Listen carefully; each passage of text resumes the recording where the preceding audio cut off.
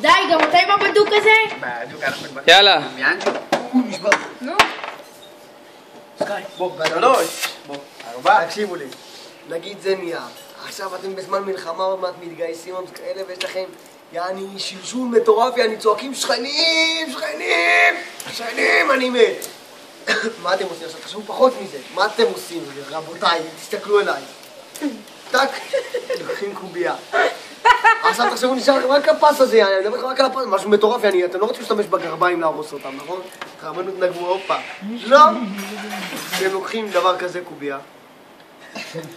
סימטרי, רבותיי. ככה. יופי? תעשה זום שמן. ככה איזה נשתה. ככה. תהיו רציניים, תהיו רציניים. ככה, תהיו רציניים, זה משהו חשוב. קיפלתם ל4, נכון? עוד פעם? 4.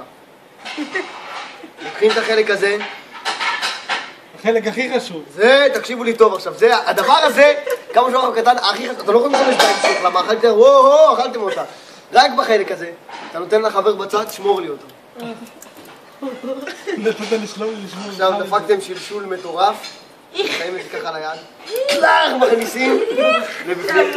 עכשיו, כל זה חרא, נכון? מה עושים? דופקים ככה, מנקים, כל זה קקי, זורקים. החלק הכי חשוב זה, מה אמרתי לכם? לנקות איתו את הציפור. תודה רבה, תודה.